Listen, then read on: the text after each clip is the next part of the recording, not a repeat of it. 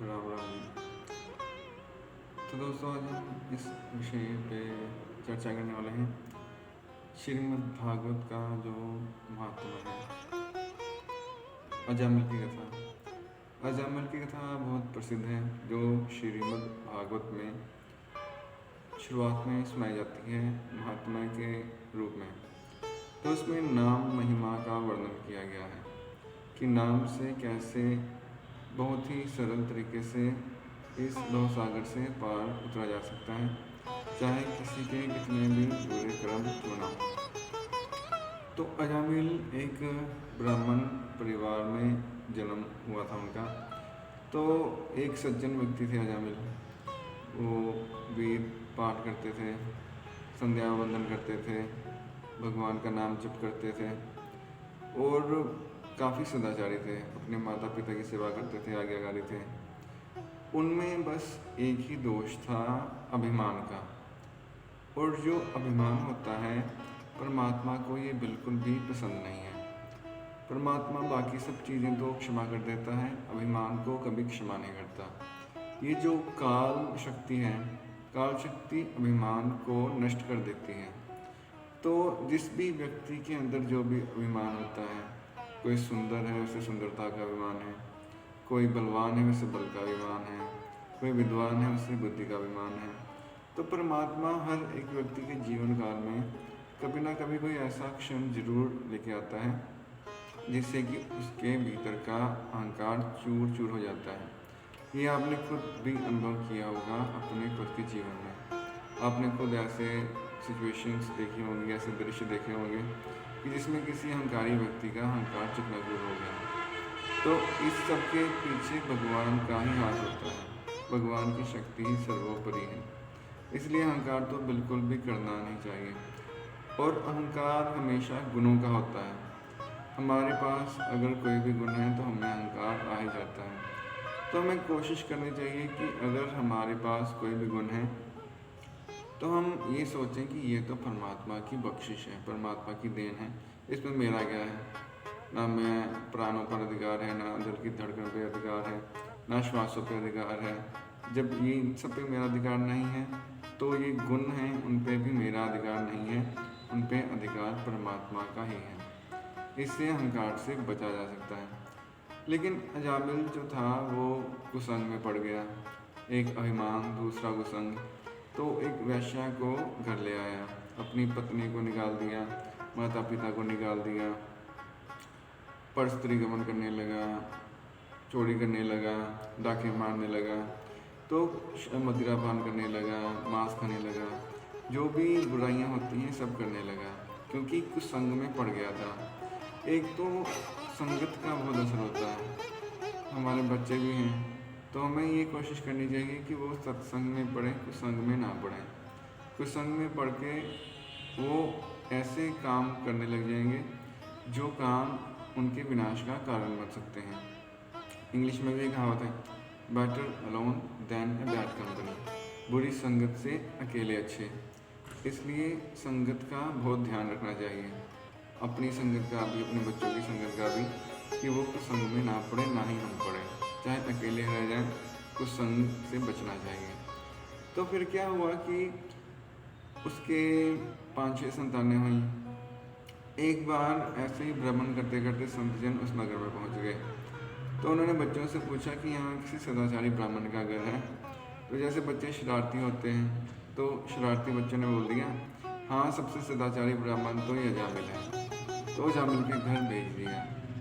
तो वहाँ गए तो वहाँ जो उसकी पत्नी थी वो थी तो चलो वैश्या थी, लेकिन वो संतों को देख के आश्चर्यचकित हो गई कि हमारे घर में संत कैसे आ गए, हम तो बड़े कुसंगी हैं। तो उसने कहा कि चलो एक अवसर मिला है पढ़ने कमाने का, तो इनकी सेवा करनी चाहिए।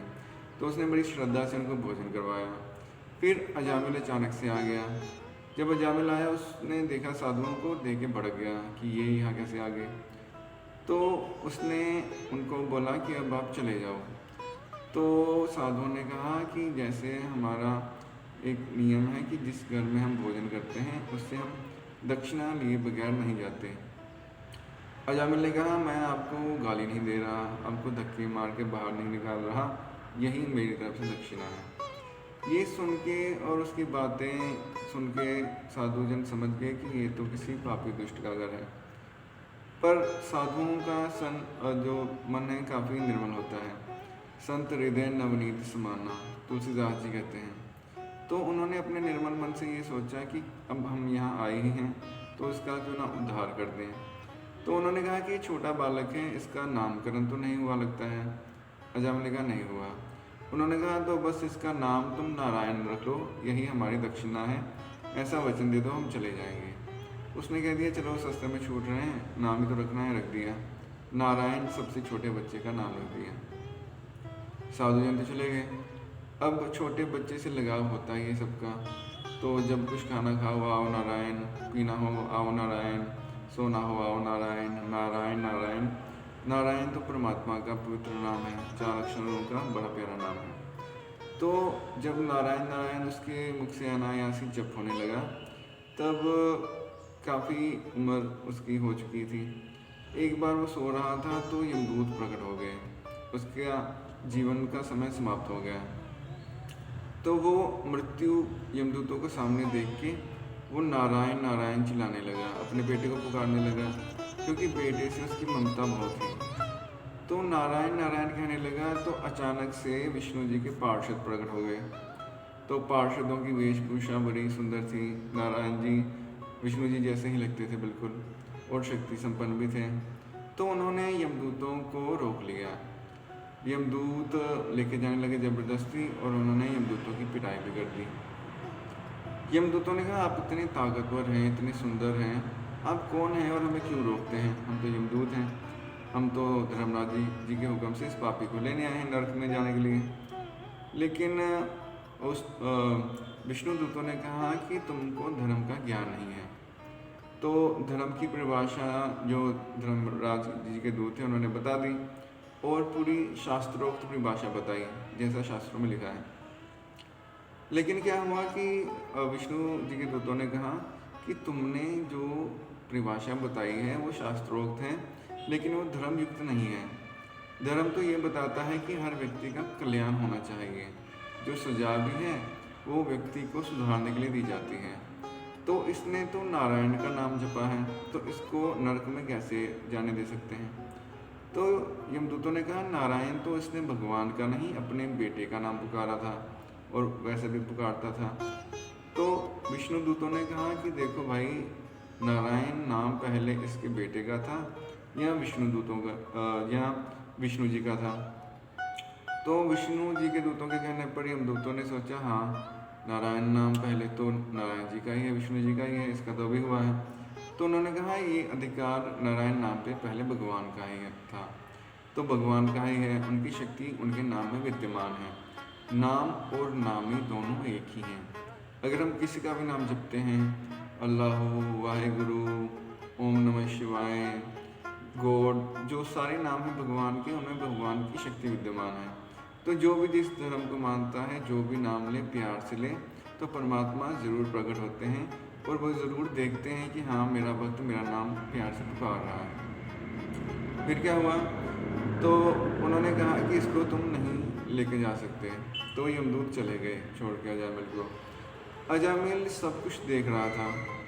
वो उठ के विष्णु जी के दूतों को प्रणाम करने लगा, शुक्रिया अदा करने लगा, लेकिन वो चले गए। ये सब देख के अजामिल को बहुत संकोच हुआ कि मैंने तो सारी ज़िंदगी पाप कर्म किए हैं। कहाँ मैं ब्राह्मण था, शास्त्रोक्त वेद पाठी ब्राह्मण था, तो कहाँ तो दुराचार में फंस गया।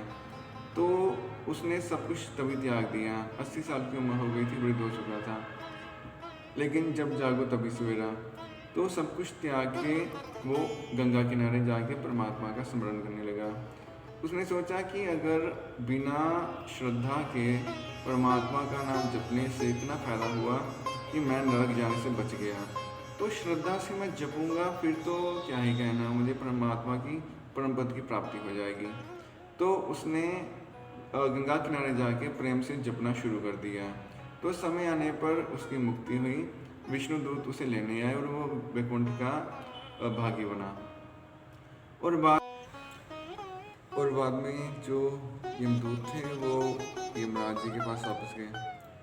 तो उन्होंने पूछा, धर्मराज हमें आप ये बता दीजिए कि हमारा मालिक कौन है, आप हैं या आपसे भी ऊपर कोई और भी हैं, क्योंकि ऐसे हमारे साथ छीना झपटी हुई विष्णु जी के दूतों ने हमसे उस जीवात्मा को ले लिया जो नरक की भागी थी।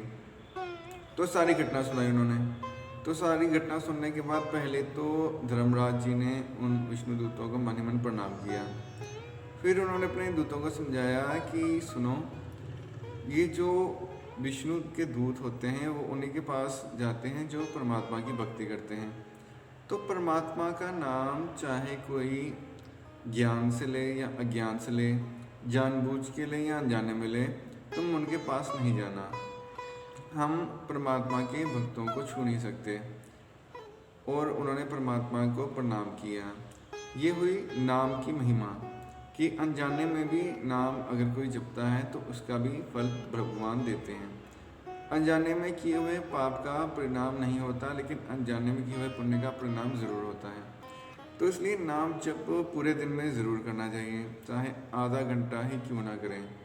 नाम जप से हृदय पवित्र होना शुरू हो जाता है। जैसे जपजी साहब में लिखा है, भरिए मत पापा के संग उह दो पे नामे के रंग। तो इसलिए नाम जप के लिए समय ज़रूर निकालना चाहिए। चाहे अमृत वेले सुबह 3 से 6 बजे तक अमृत वेला माना गया है, तो तब अगर आधा घंटा निकाल लें, या पूरे दिन में कभी भी समय मिले आधा घंटा, तो उच्चारण रसना नाम जपो तब मथिए इन बिंद अमृत पाइए कि रसना से नाम जपो और कान श्रवण करें। इस विधि से नाम जप प्रेम से करना चाहिए। और नाम जप की महिमा वेदों में, शास्त्रों में, गुरबानी में हर जगह आई है। तो ये सब नाम का प्रताप है। तो नाम की महिमा अपरंपार है। अगर तो आप नाम जप रहे हैं तो प्रेम से जपना शुरू कीजिए, और अगर नहीं भी जप रहे हैं तो जपना शुरू कर दीजिए। तो नाम की महिमा अपरंपार है। और नाम जप से एक साउंड एनर्जी जनरेट होती है, एक वाइब्रेशन जनरेट होती है, जैसे एक स्पंदन सा होता है। अगर हम कुछ भी बोलते हैं तो शरीर में, पूरे शरीर में एक स्पंदन होता है। उस स्पंदन से ही एक पॉजिटिव एनर्जी क्रिएट होती है, जो कि हमारे शरीर से कई रोगों को दूर कर देती है। जैसे संत सिंह मस्कीन जी बताया करते थे कि श्री दरबार साहब में बैठ के कई लेडीज़ वाहिगुरु नाम का जप करती थी 1-1, 2-2 घंटे। तो कईयों की गर्भाशय में रसोलियाँ थी, वो ठीक हो गई। किसी की आंखों की रोशनी, एक व्यक्ति की चली गई थी, उसकी आंखों की रोशनी वापस आ गई। तो ऐसे कई चमत्कार होते हैं। तो नाम जप से कोई भी धर्म हो, किसी भी धर्म का व्यक्ति हो, अगर प्रेम से नाम जपता है तो कुछ ना कुछ उसे वो सुप्रीम पावर का एग्जिस्टेंस महसूस होता है, कुछ जीवन में परिवर्तन अवश्य आता है। इसलिए नाम जप आवश्यक है। और नाम जप की महिमा भी अपरंपार है। गुरु नानक देव जी ने भी बोला है कि जैसे भरिए मत पापा के संग उदो पे नावे के रंग। ये जो मत है, मन है, पापों का संग करके मैली हो गई है, ये परमात्मा का नाम जप करके निर्मल हो सकती है। तो नाम जपने का मुख्य उद्देश्य ये है कि हमने अपना मन पवित्र करना है, शुद्ध करना है। और खुशामद परमात्मा की करने के लिए नाम नहीं जपते। जैसे अगर हमने संसार में कोई काम करना है तो फिर तो हम किसी की खुशामद करते हैं, उसका बार बार नाम लेते हैं, जय जयकार करते हैं। परमात्मा ऐसा नहीं करता। परमात्मा तो सब मिलके आखन पाया वड्डा ना हो कार ना जाए। अगर सब लोग मिलके उसको गालियाँ दें तो वो कम नहीं हो जाएगा, और अगर सब लोग मिलके उसकी प्रशंसा करें तो वो बड़ा नहीं हो जाएगा। वो तो है सुप्रीम पावर। तो उसको नाम जपने से कोई लेना देना नहीं है। नाम अपनी मन की शुद्धि के लिए जपना है। धन्यवाद।